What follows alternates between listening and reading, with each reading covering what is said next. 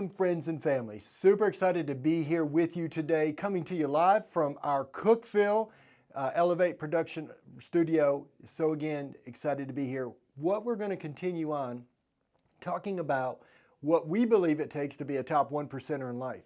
Now, it's going to take a lot of ingredients to put into that gumbo, right? To make this recipe, it's going to take blood, sweat, tears, soul, spirit, some pain. Hey, to be a top 1%er in life, it's going to take all these things. It's going to take a little joy too. So today I want to talk to you about what I see brings out one of the best in top 1%ers, and that's attitude. First and foremost, how important attitude is. And I got thinking about Zig Ziglar. This guy had some great sayings about attitude. One of those sayings that he said is, attitude, he said, your attitude, let me see, I got it here. Your attitude, not your aptitude, would determine your altitude. So your attitude will determine so much more, maybe than if you're just super brainy or super smart. At the end of the day, that's probably great, but your attitude's going to get you across the line. Now, here's another one I like that he said, positive outlook helps you do things better. As positive thinking will let you do everything better than negative thinking will. So again, positive thinking, and we may not be able to achieve a whole lot. We may not be able to do any one thing a whole lot better, but we'll do everything better with positive thinking than we will negative thinking. Pretty simple, right? He also went on to say this. He said, you know what? You can't always tailor to the situation. Like, you don't control the situation, but you can always tailor fit your attitude into that situation. So we can tailor fit. We have the choice to tailor fit our attitude towards any situation. Did you know that? Can you believe that? See, there's so many people that don't feel like they have the choice in how they present themselves when certain things come up. When we don't necessarily get our way, or a circumstance comes up that was out of our control, and all of a sudden maybe our attitude takes a dive because we don't feel like we have control over that. But the truth is, we get to choose our attitude. And that's what Zig was plainly saying there when he said we can tailor fit our attitude to every situation. So we can choose to put on joy, or we can choose to put on negativity. That's up to us. I want to talk to you today about a good friend of mine, Gage Woolbright. What a phenomenal young man. Joined this team full-time in a sales position less than a year ago. Set a goal to work with at least 30 people this year to buy properties. And right now I think he's not even at the end of the year, probably already hit that number when you count the homes that he has pending. He came in with a little bit of a slow start when you don't have any sales experience, but man, quickly caught on and took off. Recently, like this week, and this is very common to our profession, he had a home under contract.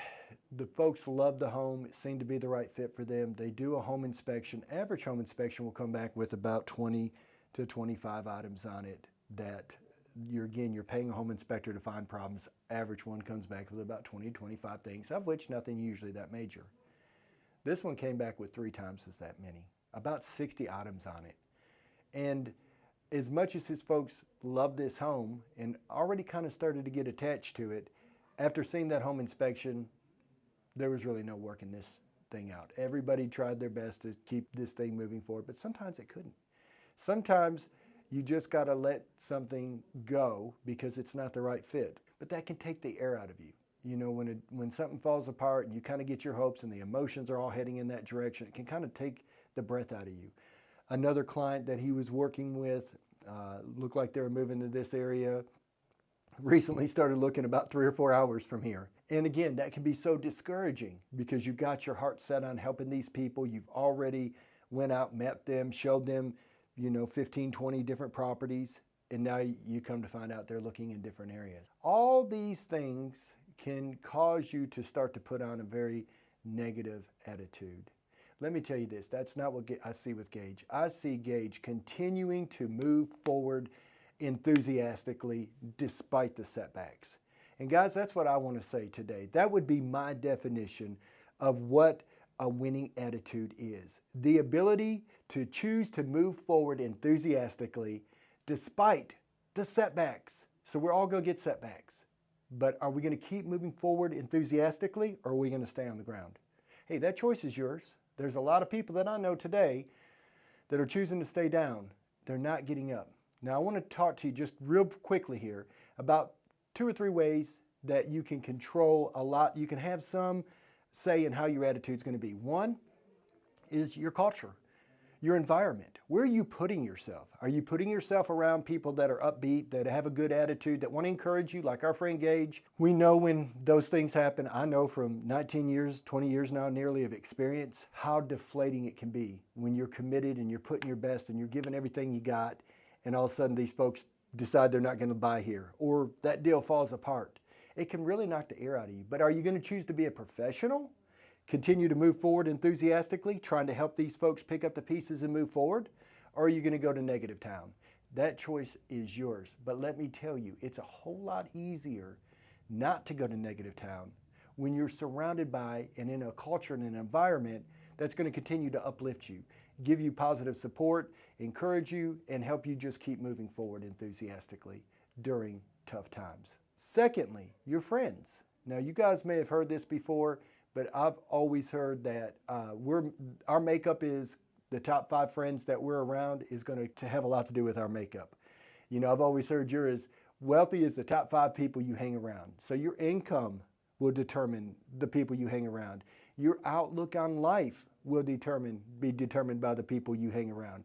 Where you live, what's your neighborhood, all this is determined by the people that you put the closest to you. So let me ask you this. Are the people that are closest to you, are they adding value to you? Are they coming beside you and strengthening you? Are they encouraging you to fulfill and hit your dreams?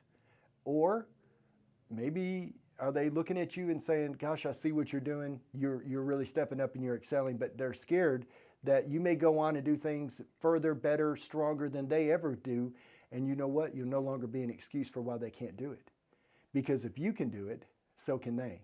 So are they coming beside you and encouraging you, or are they pulling you down? That's something you got to pay attention to. Just like you got to upgrade the clothes you wear, you got to upgrade where you're at in life. Every year we should be growing. Sometimes that means we got to upgrade the people we're hanging around with.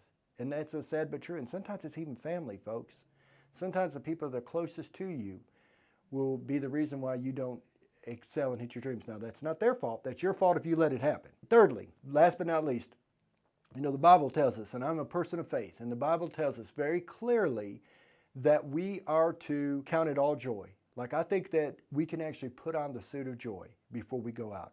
And so where is your source of joy coming from? Is your source of joy coming from circumstances, people? Because circumstances change, folks. People change. I just left from visiting with a really precious past client of ours. We probably met these folks over a decade ago. Just super nice couple. Her husband, for many, many years, passed away. Had a horrible accident. He passed away. And to be able to sit down and meet with this lady, kind of go over what it looks like selling some of their investment properties off because she don't want to manage it on her own. But you know, I sat across from this lady and she could have been super negative. Some people have come in and did some work and took advantage of the situation. But that wasn't Miss Mary. No. She kept her head up. She had a positive attitude, a great attitude. In fact, we prayed before leaving, and you could still see joy on her. But why is that? She loves her husband. She cares deeply for him. Her source of joy comes from above, comes from God, comes from within. That's where her source is. So what we anchor ourselves to, what we put our source to, if our source is money, man, good luck. That comes and goes. If our source is popularity or even people, those things are temporary. They're fleeting at best. So where does your source of joy come from? It's super important that you know that. And you know, the Bible tells us this, count it all joy when you fall into different trials, different tribulations, knowing this, that the trying of our faith works patience. So we're to let patience have her perfect work, that we may be perfect, entire, lacking nothing. So the source, guys, those are super important things. My challenge to you today is just do inventory. Look over your life. See if the environment you're in, the culture you're in, is fit for the value you're adding and the friends that you're hanging around with. And if it ain't, distance yourself. It's okay. They're going to still go on, do their thing.